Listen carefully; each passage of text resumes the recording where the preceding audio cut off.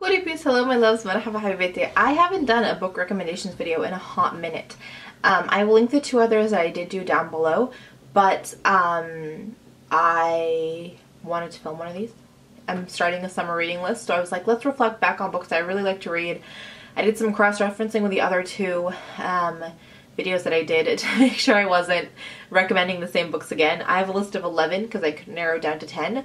I'm going to jump right into it. There are some classics, there are some newer things, but I want to give you like a little bit of an idea what the book is about without giving away too much of the story, because there's no fun. One of my greatest friends, like one of my sweetest friends in high school, gave away the ending to Anna Karenina before I got to the end of it, and I was like, you want me to wade through another 500 pages of him describing the grass and the wheat and you told me how it ends? I mean, I think everyone technically knows how it ends, but it was irritating.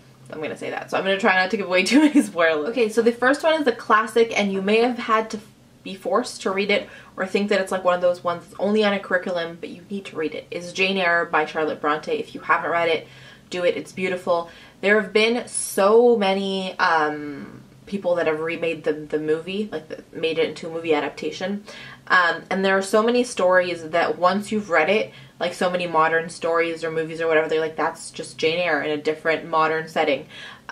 So beautifully written, so lovely. Anytime I read any of the Bronte sisters, I feel like I'm living in that era. They have a beautiful sense of story writing, and Jane Eyre is no exception. It's a classic for a reason. I highly recommend it. The next one is a little bit different, also a classic though. It's 1984 by George Orwell. It's a nice, short, quick read. Anytime I read it, I've read it twice, and that's rare. I don't tend to read books more than once because I get so excited about everything else I want to read. 1984 I've read twice, almost 10 years apart, and it's interesting how when I read it the first time and then when I read it again now, you feel like you're living in 1984. It's this idea of a dystopic future and what that means and what surveillance means and what freedom means. And I don't think I'm completely living in that world 100%, but it's interesting to think about government control and Big Brother and who's watching and what does it mean to be free and what does it mean to act independently and where do those lines intersect.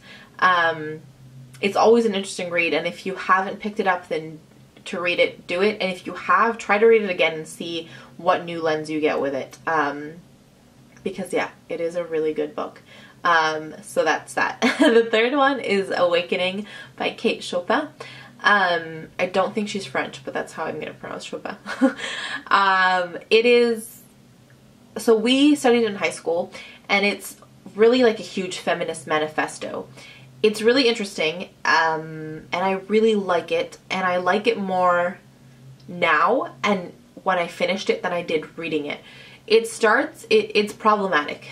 You might struggle with it a little bit in the beginning, especially because she does such a 180 in her character. I had a really hard time identifying with her and like feeling like I bought into her story and her narrative in the beginning, like her, the main character, her. But by the time I finished it, I was in tears, and I just felt so many strong emotions. And when a book can do that to me, I know it's a sign of one of my favorites. So that was The Awakening, which I really love. The fourth one is Death of a Salesman by Arthur Miller. It's a play, but I snuck it in there. I have and then I remembered the magic video on it, like a review video on the play version that I saw here. I've seen it in theater twice, and I've loved it both times. It is beautifully heartbreaking though, and I did say in that review video that it's the story of the American dream and what happens when the American dream goes wrong.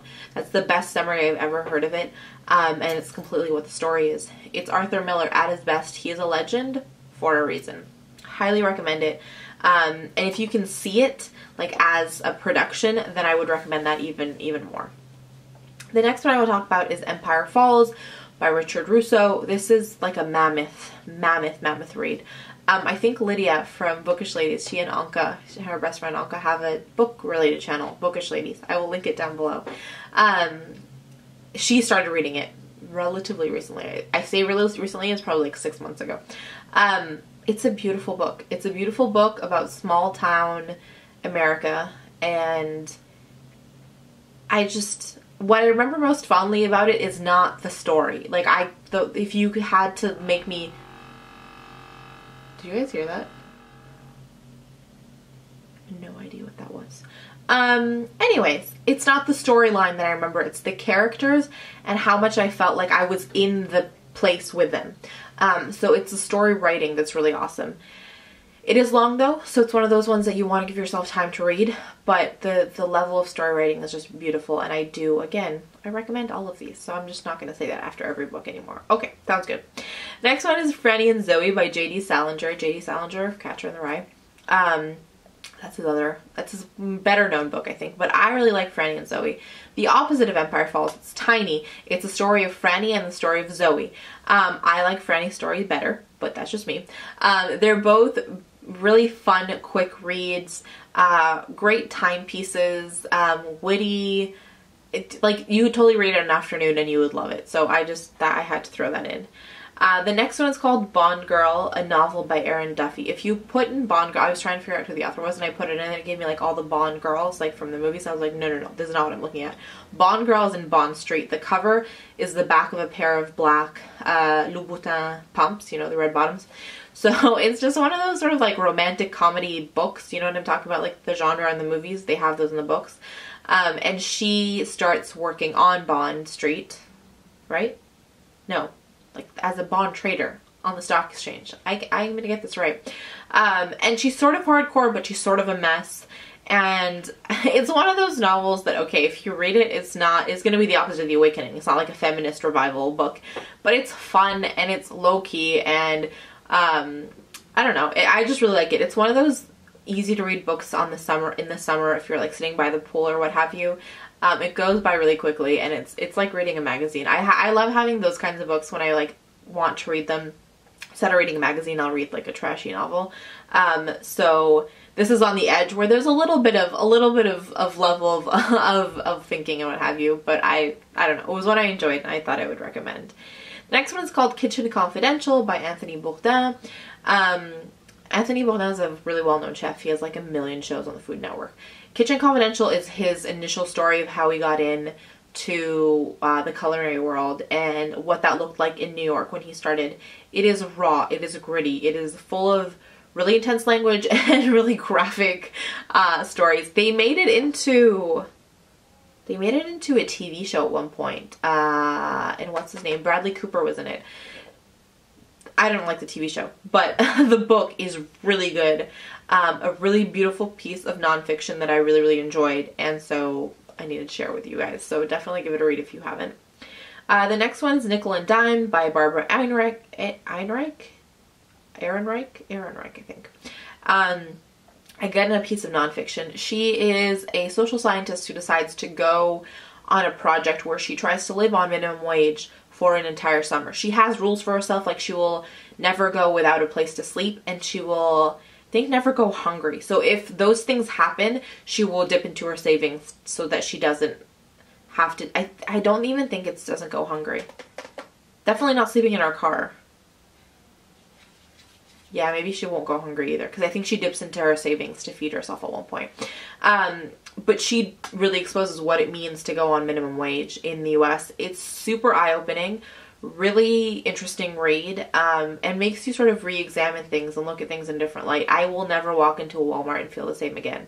I'm just going to say that. Not like I won't shop at Walmart, but I won't look at it in the same way. I really, really recommend it. It's not depressing. It's just really real. She has some critics in the social science world. People are critical of all kinds of different things. Not of her ethics, but sort of the way that she chose to conduct her program and her project and what she did with it. But in terms of an actual piece of work, a standalone piece of work, I just think it's really thought-provoking, and I really enjoyed it, and I do really recommend it, like the rest of these.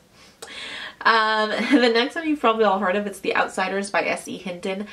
It's one of those books that will always make me think of middle school. It's a movie that is phenomenal. If you haven't seen the movie, watch the movie. It's just such a tale of that like high school, like junior high school, middle school mentality, and so I adore it. It will forever be one of my favorites, and I needed to mention it here. I couldn't believe I mentioned it before. Okay, camera's not gonna fall. Cool. The last one before, I don't know what just happened. The like tripod shook. The last one is Hamlet. It's my favorite Shakespeare. It's the reason I fell in love with Shakespeare and I understood what the whole hype was about. So that is the last one I have to recommend. Please leave your recommendations down for me below. And that is it. I'm going to do some points of positivity and I will be done.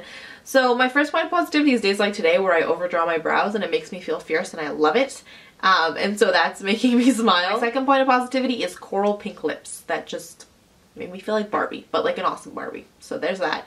And my third point of positivity is chatting with my sister for a little bit today. Between studying and what have you, I got to like hang out with her and talk to her. So yeah, that's it for me today. I want to send you guys ever so much love. Thank you for hanging out with me today. And I can never leave you without reminding you that life is just way too short to wear boring lipstick. Bye guys.